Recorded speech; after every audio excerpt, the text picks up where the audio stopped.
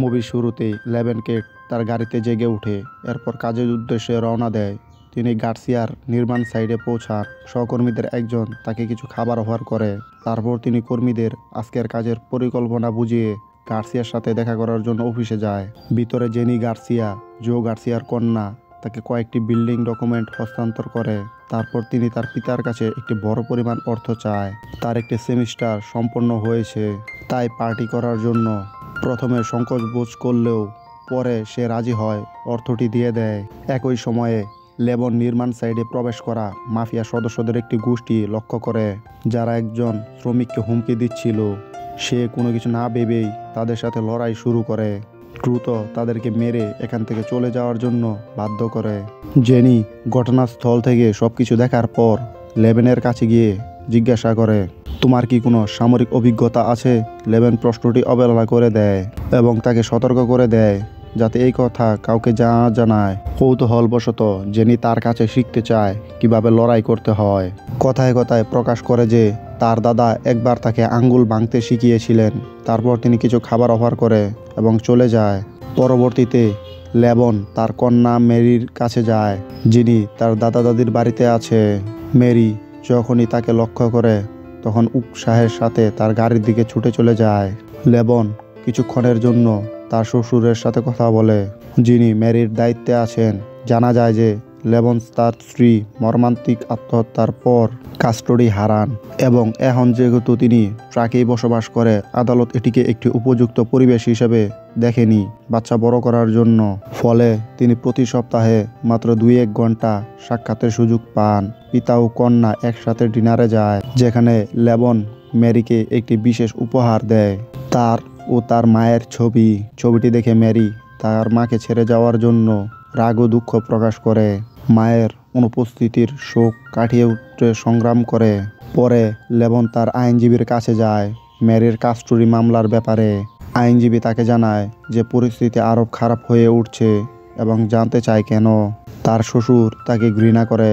লেবন ব্যাখ্যা করে যে তার শ্বশুর বিশ্বাস করে তিনি তার স্ত্রীর মৃত্যুর জন্য দায়ী। প্রকৃতপক্ষে তিনি দেন যে তার স্ত্রী ডিপ্রেশনের সাথে লড়াই করছিলেন যখন লেবন সামরিক দায়িত্ব ছিলেন। সকল বাধা সত্ত্বেও লেবন তার কন্যার জন্য লড়াই করার পরিকল্পনা করে এবং তার সঞ্চিত অর্থ হস্তান্তর করে আইনগত লড়াই চালিয়ে যাওয়ার জন্য। তিনি এমনকি তার কন্যার সুখের জন্য একটি জায়গা ভাড়া করে নেয়। সেই রাতে জেনি এবং তার বন্ধুদের একটি ক্লাব হাউসে জড়ো হয়, পার্টি করে উপভোগ করে। একজন বারটেন্ডার তাকে লক্ষ্য করে এবং মাফিয়া সদস্য ভাইপারকে তার সম্পর্কে জানায়। কিছুক্ষণ পর তার এক বন্ধু অসুস্থতা শুরু করে এবং তিনি দ্রুত বাথরুমে ছুটে যান।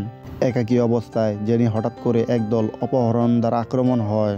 তারা তাকে দ্রুত নিয়ে চলে যায়। পরের দিন কাজের জায়গা লেভেন দেখতে পান যে পুলিশ অফিসার বের হচ্ছে। জো এবং তার স্ত্রী এগিয়ে এসে লেভেনের কাছে আতঙ্কে বলে যে জেনি নিখোঁজ। তারা তার সাহায্যের জন্য আবেদন করে, কিন্তু লেভেন অস্বীকার করে, জোর দিয়ে বলেন যে তিনি তার অতীত থেকে বেরিয়ে এসেছে। জো এমনকি তাকে $50,000 অফার করে, কিন্তু লেবন দৃঢ়ভাবে সিদ্ধান্ত নেয় যে কাজটি নেবে না। তবুও তিনি $50,000 গ্রহণ করে তার বন্ধুর বাড়ির দিকে বেরিয়ে পড়ে। সেই সন্ধ্যায় লেবন গান্নি নামের এক প্রাক্তন সহযোদ্ধার কাছে যায়, যিনি সামরিক জীবনের সময় তার সাথে ছিল। তিনি গান্নিকে জেনে নিখোঁজ হওয়ার কথা জানায় এবং বলে যে তিনি এই কাজটি নেবেন।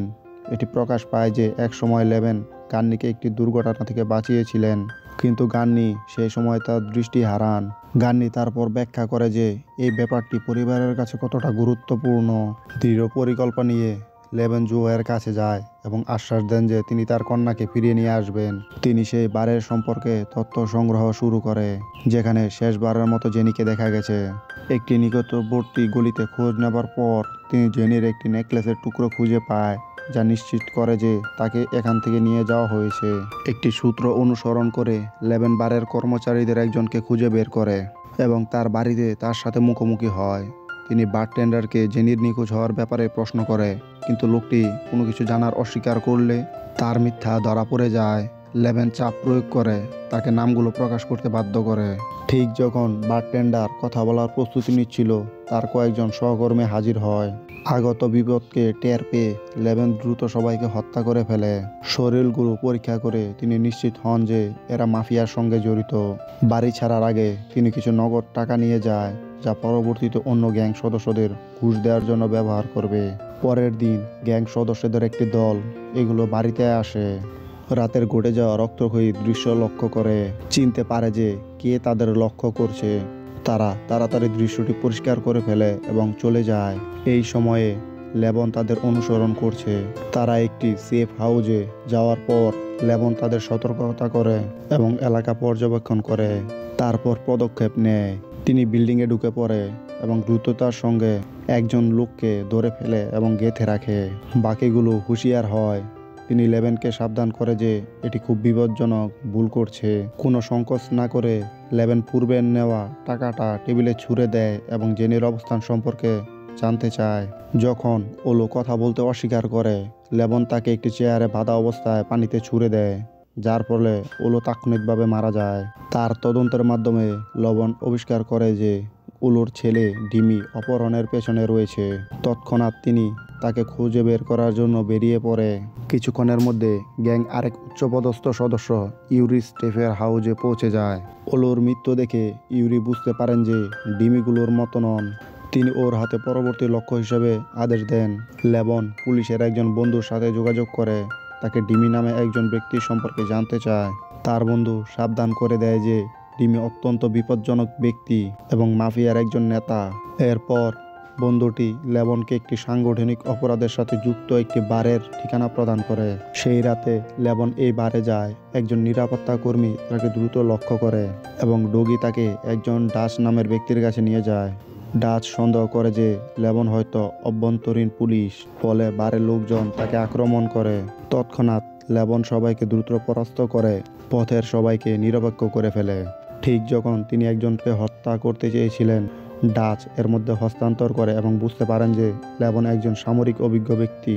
ডাচ আলোচনা করতে চান, ফলে লেবন মাদকদ্রব্যের কথা অনুরোধ করেন এবং ডাচ সেই ডিলটি সম্পন্ন করতে রাজি হয়। পরের দিন ডাচ প্রতিশ্রুত মাদকদ্রব্য নিয়ে আসে এবং মাফিয়ার প্রধান ডিলারের সাথে লেবনের মধ্যে একটি মিটিংয়ের আয়োজন করে। পরবর্তীতে লেবন ডিমির সাথে সাক্ষাৎ করে, যিনি নিশ্চিত হন যে লেবন প্রতারক নয়। এই জন্য তিনি তাকে পরীক্ষা করেন, তারপর ডিলটি সম্পন্ন করেন। একবার নিশ্চিত হয়ে তিনি লেবনকে মাদকদ্রব্য হস্তান্তর করে। তবে লেবন যেহেতু মাদকদ্রব্যে আগ্রহী নয়, তিনি তাৎক্ষণিকভাবে তা ফেলে দেয়। বারে থাকাকালীন তিনি লক্ষ্য করেন যে এটি গ্যাং সদস্য ভাইপার, যিনি অপহরণের সময় উপস্থিত ছিলেন। এই আবিষ্কার লেবনকে পরিচিত করে এবং তিনি বারের কার্যক্রমের উপর গুপ্তচর বৃত্তি শুরু করে। কিন্তু একজন নিরাপত্তা কর্মী লেবনকে লক্ষ্য করে এবং বারের ব্যাকআপ কল করে। আগত বিপদের সংকেত পেয়ে লেবন দ্রুত মোটরসাইকেলে পালিয়ে যাওয়ার চেষ্টা করে, কিন্তু তীব্র চেজের পর ইউরির সদস্যরা তাকে আটক করে। যখন তারা একটি ভ্যানে লেবনকে নিয়ে যাওয়ার সময়, তিনি সুযোগ দেখে এই দুইজন বন্দীকে হত্যা করে, গাড়িটি দখল করে এবং যাতে কোনো প্রমাণ না থাকে তার জন্য এটাকে পানিতে ফেলে দেয়, তারপর পালিয়ে যায়। এই সময়ে ইউরি রাগান্বিত হয় তার সদস্যদের মৃতদেহ দেখে। তার সদস্যদের সক্রিয়ভাবে লক্ষ্য করা হচ্ছে বুঝে তিনি পুরো মাফিয়া দলকে জড়ো করে ডিমির মোকাবেলার আদেশ দেয়। একই সাথে ডিমি বুঝতে পারেন যে ডিলটিতে কিছু ভুল হয়েছে এবং তার এক গ্যাং সদস্যকে প্রশ্ন করতে শুরু করে, কিন্তু তিনি কিছু করতে পারেননি যখন ইউরি এসে প্রকাশ করে দেন যে লেভেন তার পিতার মৃত্যুর জন্য দায়ী এবং সম্ভবত ডিমি তার পরবর্তী লক্ষ্য। পরের দিন যখন লেবন তার কন্যা স্কুল থেকে নিয়ে যায়, তিনি অনুভব করেন যে কিছু একটা ভুল হয়েছে এবং জানতে পারেন যে তার শ্বশুর বিপদে আছে। কোনো সময় নষ্ট না করে তিনি তাকে দ্রুত দেখতে যান। পৌঁছানোর পর তিনি দেখতে পান যে বাড়িটি আগুনে সম্পূর্ণ জ্বলে গেছে। কোনো বিলম্ব না করে লেবন বিল্ডিংয়ে ঢুকে পড়ে এবং তার শ্বশুরকে উদ্ধার করে। বুঝতে পারেন যে তার কন্যাকেও সম্ভবত লক্ষ্য করা হয়েছে। তিনি ম্যারিকে নিরাপত্তার জন্য গান্নির বাড়িতে নিয়ে যায় এবং নিজের দিকে সশস্ত্র হয়ে পরবর্তী যুদ্ধের প্রস্তুতি নেয়। এই সময়ে জেনিকে একটি সেফ হাউজে নিয়ে যাওয়া হচ্ছে, যেখানে ভাইপার এবং আর্টেমিস তাকে পাহারা দিচ্ছে। এই সুযোগ নিয়ে জেনি তাদের অবদ্ধ থেকে পালিয়ে যায় এবং রাস্তায় দৌড়ে বেড়ায়। এক পুলিশ গাড়ি লক্ষ্য করে তিনি হতাশায় তাকে সাহায্যের জন্য থামানোর চেষ্টা করে, কিন্তু দেরিতে বুঝতে পারেন যে এই পুলিশ কর্মকর্তা গ্যাংয়ের সাথে কাজ করছে। দুষ্ট পুলিশ কর্মকর্তা তাকে ধরে এবং সরাসরি ভাইপার ও আর্টেমিসের কাছে নিয়ে যায়। পরে ভাইপার একটি ধনী ক্লায়েন্টের কল পায় যে রাতে জেনিকে চাওয়ার আবেদন করে। কোনো দ্বিধা ছাড়াই তারা অফারটি গ্রহণ করে। ডিমির আশ্রয়স্থলে লেবন তাকে সম্মুখীন করে এবং তথ্যের জন্য দাবি করে। তারা জীবন বাঁচানোর জন্য আলোচনা করে। ডিমি জানিয়ে দেয় যে জেনিকে কোথায় রাখা হয়েছে এবং ভাইপারের ভূমিকা ব্যাখ্যা করে। তিনি মূলত এই তথ্যের সংগ্রহের দায়িত্বে আছেন। ঠিকানা হাতে নিয়ে লেবন ডিমিকে নির্মূল করে ফেলে এবং পরবর্তীতে লক্ষ্যে রওনা দেয়। এই সময়ে ডাস আবিষ্কার করে যে লেবন তাদের কার্যক্রমে অনুপ্রবেশ করছে এবং গ্যাংকে সতর্ক থাকার নির্দেশ দেয়। লেবন সেফ হাউসে পৌঁছে কোনো বিলম্ব ছাড়াই তার পথে থাকা সবাইকে পদ্ধতিগতভাবে পরাস্ত করে। ডাচ সহ অশান্তির মধ্যে জেনি প্রতিরোধ গড়ে তোলেন এবং আর্টেমিসকে হত্যা করে। মুহূর্তের মধ্যে লেবন তাকে খুঁজে বের করে মুক্ত করে। যখন তারা বের হওয়ার চেষ্টা করে, অবশিষ্ট 2 গ্যাং সদস্য তাদের উপর হামলা চালায় এবং গুলি ছোড়ে। দ্রুত কাজ করে লেবন একটি গ্রেনেডের পিন টেনে দেয় এবং চড়াক গতিতে তাদের সবাইকে ধ্বংস করে ফেলে।